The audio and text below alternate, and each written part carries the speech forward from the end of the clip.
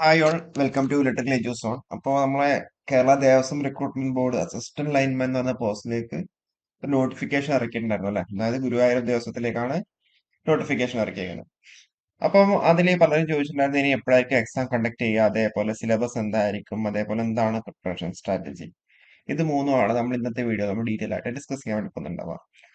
അപ്പൊ അതിലിപ്പോൾ ഓൾറെഡി നമ്മൾ സിലബസിന്റെ ഓൾറെഡി നമ്മൾ വീഡിയോ നമ്മൾ ഡീറ്റെയിൽ ആയിട്ട് നമ്മുടെ യൂട്യൂബ് ചാനൽ നമ്മൾ ചെയ്തിട്ടുണ്ട്.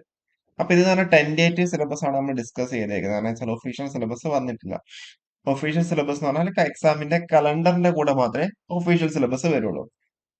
അപ്പൊ നിങ്ങൾക്ക് അറിയുന്നുണ്ടാവും ഇപ്പം ആ ഒരു ദേവസ്വം ബോർഡിന്റെ ഒരു 60 വിജ്ഞാപനങ്ങൾ ഒരുമിച്ച് വിളിച്ചിട്ടുണ്ടായിരുന്നു. ആ ഒരു സമയത്ത് നമ്മുടെ LD ക്ലർക്ക്, അതേപോലെ 7ാം ക്ലാസ് യോഗ്യതയിലുള്ള പല പരീക്ഷകള്, അതേപോലെ പ്ലംബർ, വർക്ക് സൂപ്രണ്ട്, അതിലേക്കൊക്കെ വിളിച്ചിട്ടുണ്ടായിരുന്നു. അതിൽ ഈ LD ക്ലർക്കും അതേപോലെ 7ാം ക്ലാസ് യോഗ്യതയിലുള്ള പല പോസ്റ്റുകളുടെയും എക്സാം ഡേറ്റ് ഓൾറെഡി വന്നിട്ടുണ്ട്. ഓക്കെ, ഇപ്പൊ കേരള PSC ആണെന്നുണ്ടെങ്കിൽ ഇപ്പം ജൂൺ മാസം 20നും 25നും ഇടയ്ക്ക് നമ്മളൊരു കലണ്ടർ ഇട്ട് കഴിഞ്ഞാൽ അത് സ്വാഭാവികമായിട്ടും സെപ്റ്റംബർ മാസത്തെ കലണ്ടർ ആയിരിക്കും ഇടുന്നുണ്ടാവുക. അതേപോലെ ഓഗസ്റ്റ് മാസത്തെ കലണ്ടർ എപ്പോഴും വന്നു, മെയ്യിൽ വന്നു അല്ലെ? അപ്പൊ സെപ്റ്റംബർ മാസത്തെ കലണ്ടർ ജൂണിലും വന്നു, ജൂൺ 20, 25 വന്നു. പക്ഷെ നേരെ മറിച്ച് ഇങ്ങനെ ദേവസ്വം ബോർഡിന്റെ റിക്രൂട്ട്മെന്റിന് അങ്ങനെ അവർ കലണ്ടർ ഇടും, പക്ഷെ അത് എപ്പോഴാണ് ഇടുക എന്നുള്ള കാര്യം നമുക്ക് അവിടെ കൃത്യമായിട്ട് ഡേറ്റ് ഇല്ല. ഓക്കെ, ഞാൻ പറഞ്ഞുതരാം. ഇതിലിപ്പോ നോക്ക്, examination programme for the month of May 2025. May മാസം 3-ാം തീയതിയാണ് പബ്ലിഷ് ചെയ്തേക്കുന്നത്. പക്ഷെ അന്ന് മെയ് മാസത്തിൽ ഒറ്റൊരു എക്സാം മാത്രമേ ഉണ്ടായിരുന്നുള്ളൂ. നേരെ മറിച്ച് നമ്മുടെ കേരള ബേസിക് ഒക്കെ ആകുമ്പോൾ ഒരു 20 to 25 എക്സാംസ് ഒക്കെ എന്താ ഒരു മാസം കണ്ടക്ട് ചെയ്യുന്നുണ്ടാവും. ഓക്കെ, ഒരു മാസം കണ്ടക്ട് ചെയ്യുന്നുണ്ടാവും. അതുമല്ല ഈ കേരള PSC നിങ്ങൾക്കറിയാം, കേരള PSC എക്സാം നടന്നത് OMR കൊണ്ട് ഓൺലൈൻ ഉണ്ടാവും. അപ്പൊ OMR ആകുമ്പോൾ നമ്മുടെ സ്കൂളുകളിൽ തന്നെയാണ് നടത്തുന്നുണ്ടാവും. അതേപോലെ തന്നെയാണ് ഈ ദേവസ്വം ബോർഡും എക്സാംസ് നടത്തുന്നുണ്ടാവും. എവിടെയാണ്? നമ്മുടെ ഈ സ്കൂളുകളിൽ തന്നെയാണ് എക്സാം നടത്തുന്നത്. പക്ഷെ എല്ലാ ജില്ലകളിലും ഉണ്ടാവില്ല. തൃശ്ശൂരായിരിക്കും. ഇപ്പം ഗുരുവായൂർ ദേവസ്വം ബോർഡ് ആയതുകൊണ്ട് തൃശ്ശൂരായിരിക്കും ഉണ്ടാവുക. പിന്നെ ചിലപ്പോൾ തിരുവനന്തപുരത്ത് ഉണ്ടാവും, നമ്പർ ഓഫ് അപ്ലിക്കൻസിനെ ബേസ് ചെയ്തിട്ട്. ഓക്കെ, അപ്പോ അവിടെയുള്ള ആ ഒരു സ്ലോട്ട്സ് ആ ഒരു സ്കൂളിന്റെ ഒക്കെ അവൈലബിലിറ്റി നോക്കിയിട്ടാണ് അവര് സ്ലോട്ട് ഇടുന്നുണ്ടാവുക. ഓൾറെഡി ആ ഫസ്റ്റ് PSC ഇടും, പിന്നെ മാത്രമേ KDRB ഇടുള്ളൂ. അതേപോലെ നോക്ക്, ജൂൺ മാസത്തെ അവരെന്ത് ചെയ്തു? മെയ് 9 തന്നെ ഇട്ടു. എനിക്കൊന്ന് ഈ ഒരു ജൂൺ മാസമാണ് നമ്മളെ LD ക്ലർക്ക് ഒക്കെ ഉണ്ടാവുക. ഓക്കെ, കണ്ടില്ലേ, ക്ലർക്ക് ഗുരുവായൂർ ദേവസ്വം ബോർഡിലേക്കുള്ള പല പോസ്റ്റുകളും വന്നിട്ടുണ്ട്. ഓക്കെ, മെയ് മാസമാണ് ജൂൺ മാസത്തെ കലണ്ടർ ഇട്ടേക്കുന്നത്. നേരെ മറിച്ച് നമ്മുടെ ജൂൺ മാസത്തെ കേരള PSCയുടെ ജൂൺ മാസത്തെ കലണ്ടർ ഏപ്രിലിൽ പബ്ലിഷ് ചെയ്യും. ഓക്കെ, സോറി, മാർച്ചിലെ പബ്ലിഷ് ചെയ്യും, മാർച്ച് 20-ല്. ഏപ്രിൽ മെയ് 2 മാസം എന്തായാലും അവിടെ കിട്ടും. ഓക്കെ, മാർച്ചിൽ പബ്ലിഷ് ചെയ്യും. പക്ഷെ ഇവിടെ ജൂൺ മാസത്തെ കലണ്ടർ മെയ്യിലാണ് പബ്ലിഷ് ചെയ്തേക്കുന്നത്. അതേപോലെ ഇപ്പൊ നോക്ക്, ജൂലൈയിലെ കലണ്ടർ മെയ് 30-ന് പബ്ലിഷ് ചെയ്തു. കണ്ടില്ലേ? അതേപോലെ അഡീഷണൽ ജൂലൈ മാസത്തെ അഡീഷണൽ എപ്പോഴും ജൂൺ 9-ന് വീണ്ടും പബ്ലിഷ് ചെയ്തു.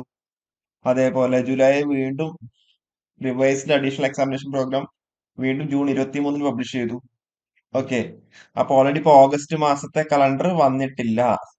ഓക്കെ, ഓഗസ്റ്റ് മാസത്തെ കലണ്ടർ വേണമെന്നുണ്ടെങ്കിൽ ഈ ഒരാഴ്ച, ഇനിയുള്ള ഒരാഴ്ചക്കുള്ളിൽ വരാൻ സാധ്യതയുണ്ട്. അപ്പൊ അങ്ങനെ ആകുമ്പോഴെന്താ, വേണമെങ്കിൽ നമ്മളുടെ അസിസ്റ്റന്റ് ലൈൻമാൻ, അതേപോലെ പ്ലംബർ, അതേപോലെ വർക്ക് സൂപ്രണ്ട്, ഇതൊക്കെ വേണമെങ്കിൽ എന്താ ഓഗസ്റ്റ് മാസത്തെ എക്സാം കലണ്ടറിൽ വേണമെങ്കിൽ വരാം. ഓക്കെ, അപ്പൊ നിങ്ങൾക്ക് ആ ഒരു സമയത്ത് തന്നെ എന്താ, നിങ്ങൾക്ക് അവിടെ ഒഫീഷ്യൽ സിലബസും KDRB പബ്ലിഷ് ചെയ്യുന്നുണ്ടാവും. അപ്പോഴും മാത്രമേ നിങ്ങൾക്ക് എന്താണ് ഇപ്പോൾ ഒഫീഷ്യൽ ആയിട്ടുള്ള സിലബസ് നിങ്ങളുടെ കയ്യിൽ കിട്ടുന്നുണ്ടാവുള്ളൂ. ഇൻ കേസ് ഞാൻ എക്സാമ്പിൾ പോലാണ്, ഇപ്പം നമുക്കൊന്നും പറയാൻ വേണ്ടി പറ്റില്ല. പക്ഷെ ഇപ്പൊ ഇൻ കേസ് ഓഗസ്റ്റില് എക്സാമിന് ഉണ്ട് എന്നുണ്ടെങ്കിൽ, ഓക്കെ, ഇതിപ്പം തന്നെ ജൂൺ കഴിഞ്ഞു, ജൂലൈ ഒരു മാസം ഉണ്ടാവുള്ളൂ. അപ്പൊ ഇനിയെങ്കിലും എന്താ, നിങ്ങൾ maximum effort technical portions complete ആയിട്ട് നിങ്ങൾ പഠിക്കുക. ഓക്കെ, ടെക്നിക്കൽ പോർഷൻസ് നിങ്ങൾ കംപ്ലീറ്റ് ആയിട്ട് തന്നെ എന്താ പഠിക്കുക. എത്രയും പെട്ടെന്ന് തന്നെ ടെക്നിക്കൽ പോർഷൻസ് കംപ്ലീറ്റ് ആക്കുക. പിന്നെ നോൺ ടെക്നിക്കൽ ആണ്. ഈ നോൺ ടെക്നിക്കൽ എന്തൊക്കെയാണ് എങ്ങനെയൊക്കെയാണെന്നില്ലാരും നമുക്ക് സിലബസ് വന്നു കഴിഞ്ഞാൽ മാത്രമേ പറയാൻ വേണ്ടി പറ്റുള്ളൂ. ഞാൻ കഴിഞ്ഞ പ്രാവശ്യത്തെ ടെന്റേറ്റീവ് സിലബസ് ചെയ്തിട്ടുണ്ട്. അത് ഞാൻ പറഞ്ഞു, ടെന്റേറ്റീവ് ആണ്. അപ്പൊ നിങ്ങൾ ഫസ്റ്റ് ചെയ്യേണ്ട എന്താ, ടെക്നിക്കലിന് പ്രയോറിറ്റി കൊടുത്തിട്ട് 100% നിങ്ങൾ കേരള PSC സിലബസ് പ്രകാരം പഠിക്കുക. അതിലും ചേഞ്ചസ് ഉണ്ടാവാം. പക്ഷെ നമ്മളുടെ കയ്യിൽ മുന്നത്തെ കേരള ദേവസ്വം റിക്രൂട്ട്മെന്റ് ബോർഡിന്റെ അസിസ്റ്റന്റ് ലൈൻമാൻറെന്നും പോസ്റ്റിന്റെ സിലബസ് എന്താ ഇല്ല. ഓക്കെ, അപ്പൊ അത് അപ്പോഴും നമ്മൾ ടെന്റേറ്റീവ് സിലബസ് വെച്ചിട്ട് നമ്മൾ പഠിക്കുക എന്നുള്ളതാണ്. അപ്പൊ ടെക്നിക്കൽ നിങ്ങൾ IT ലെവലിന്റെ കേരള PSC സിലബസ് ഓറിയന്റഡ് ആയിട്ട് പഠിക്കുക. അതിന്റെ കൂടെ നോൺ ടെക്നിക്കലും കൂടി ഉണ്ടാവും. പക്ഷെ അത് ഏതൊക്കെയാണെന്നില്ലാരും നമുക്കിപ്പോ ഇവിടെ ഷൂ ആയിട്ട് പറയാണ്ട് വരുന്നുണ്ടാവില്ല.